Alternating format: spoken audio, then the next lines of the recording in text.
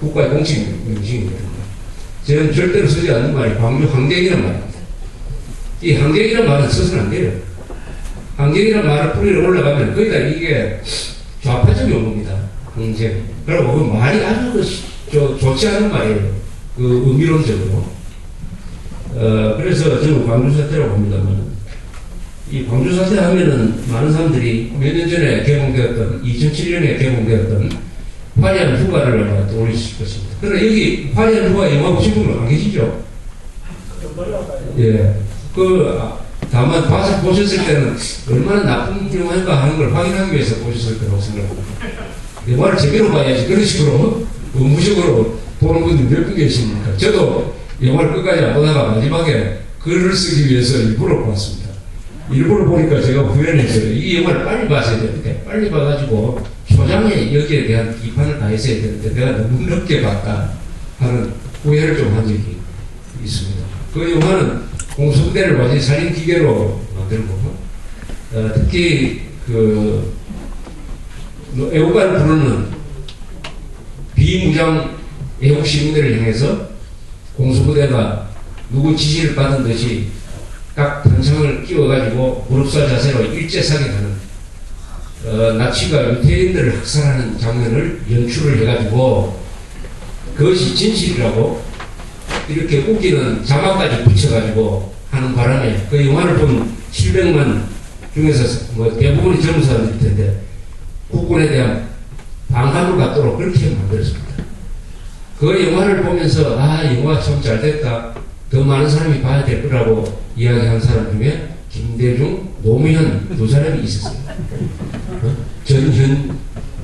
그리고 박근혜 씨도 그걸 보고 무슨 코멘트를 한번 한 적이 있습니다. 자, 이렇게 되니까 국군을 완전히 나치 군대로 만드는 영화를 이렇게 해도 당시에 국방부는 입 딱 닫고 김장수 국방장관을 비롯해가지고 그 영화가 엉터리니까 이거 상영 중지해달라는 이야기 한마디도 하지 않고, 그래서 국민행동본부가 주최를 해가지고 그 당시에 담당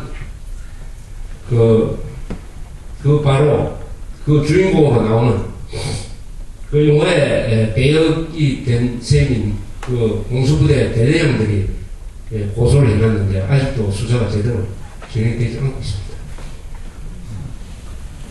그래서 이 광주 사태를 중심으로 해가지고 이 80년대에 일어났던 일을 한번 쭉 이렇게 그림으로 한번 정리를 해볼 시점이 됐어요. 이제 29년 전이니까 이것은 이제 역사의 장으로 넘어가야 됩니다. 이걸 가지고 현실 정치에 계속 이용해 먹겠다고 하면은 역사가 잠들지가 않아요. 역사는 잠들어야 될 시점에는 잠잠히 해줘야 돼요.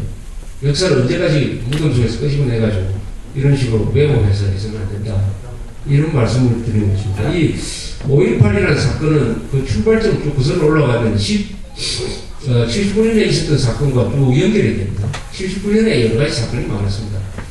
아마 우리나라 역사에서 가장 사건이 6.25를 빼면은 해 중에 하나가 1979년입니다. 그때는 초장에는 이란에서 혁명이 일어나가지고 팔레비가 쫓겨나고 2차 오일 쇼크가 오고 그 다음에 물가고가 생기고, 동시에 한국에서는 김영삼 씨가 야당의 총재가 되면서 강경 드라이브를 하고 노조 문제가 생기고 학생 문제, 종교 문제 이런 식으로 해가지고 장기 집권에 실정이 난 일반 중산층까지 가세를 해가지고 반박정희 운동이 확산이 되고, 동시에 미국도 그런 민주화 운동을 편들고, 당시에 카터 대통령입니다. 해가지고 어떻게 보면은 박 대통령은 강력한 권력을 갖고 있는 것 같았지만은 아마 천천히 들여다보면 구조적으로 사면초가에 있었습니다. 사면초가라는 것은 북한의 기본성, 남한의 이 민주화 세력, 그리고 미국 이쪽에서 압력을 넣는 그런 상황에 있다가 부마 사태가 터졌어요. 10월 16일 날.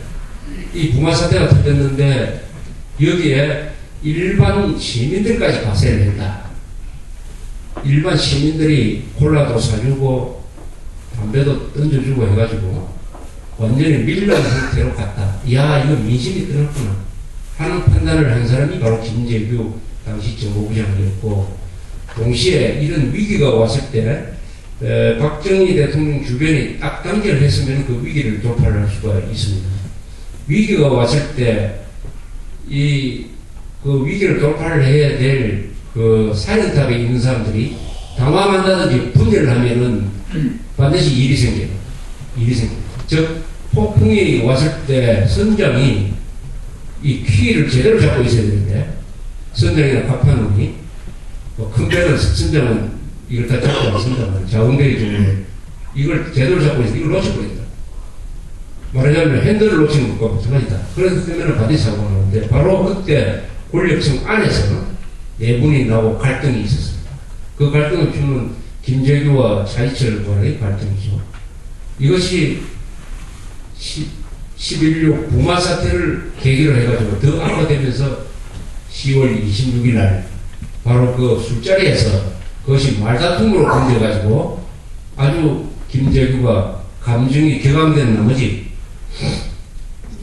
박 대통령을 사살하고 차이철을 또 죽이는 이런 사건이 났어요. 이 졸지에 이런 사건이 났습니다. 그래서 11.6 사건이라는 그 충격은 뉴스 가치로 이야기하면 6.25 남친구가 버금가는 충격이 왔습니다. 아마 여러분들 평생 사신 중에서 제일 충격적인 충격적인 뉴스는 아마 6.25와 11.6 사건 아닙니까? 그렇죠. 11.6 사건. 또 11.6 사건은 그 역사적인 의미가 한 30년의 역사를 결정했는 겁니다. 30년 역사를 결정했어요.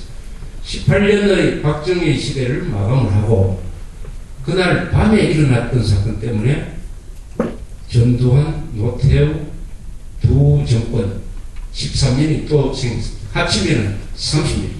30년을 결정한 것이 11.6 사건 하루에 일어났던 일입니다.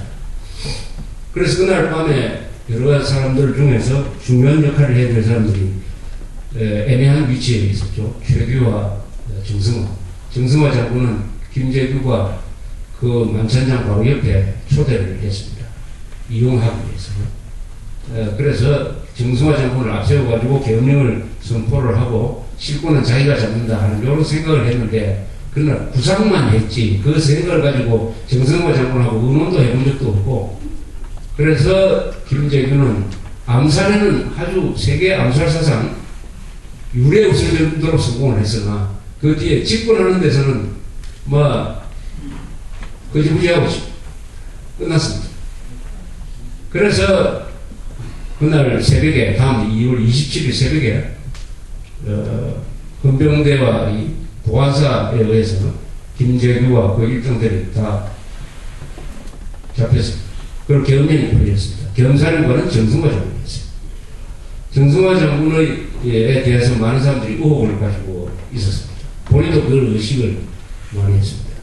전두환 아무도 모르던 그때 국민들이 아무도 그 이름조차 존재 자체를 모르던 알았다면 그 한 해 전에 일사단장을 할 때 땅굴을 발견해가지고 제가 받은 5.16 민족상을 받았을 때 신문 광고 나왔을 때 그러나 바로 그날 합동수사본부장이 됐습니다. 계엄사 합동수사본부장은 그 밑에 중앙정보부 검찰 그리고 경찰까지 다 지휘하는 막강한 위치에 딱 서게 됐습니다. 전두환 장군이 그때 국군 보안사령관이 아니고 일사단장이었으면 대통령이 될 수 없었을 것입니다. 역사가 달라졌을 것입니다. 바로 그 자리에 있었기 때문입니다. 그 자리라는 것은 결정적인 의미를 가지고 있습니다. 그것은 운명이죠. 그것은 운명이고 또 평소에 박 대통령이 아주 신뢰했던 사람이에요. 또 배후에 여러 가지 조직적인 배경이 있었습니다. 정규 육사 출신 하나에 이렇게 되어 있었습니다. 더구나 수사를 하니까 어떤 이 혼란기 때 수사권을 가진 사람은 무슨 사람이 됩니다. 그래서 이 사람이 정승화 장군도 조사하고 최규와 당시 대통령 권한대행도 조사를 하는 과정에서 그쪽으로 힘이 모이기 시작했습니다. 그게 12.12 사건으로 나타났어요. 12.12 사건은 원래는 정승화 장군을 조사를 해가지고 육군참모총장 경사령관 지역기에서 물러나게 한다는 것을 목표로 세웠는데 여러 가지로 제대로 일이 진행되지 않고 최규하 대통령이 그 결재를 미루고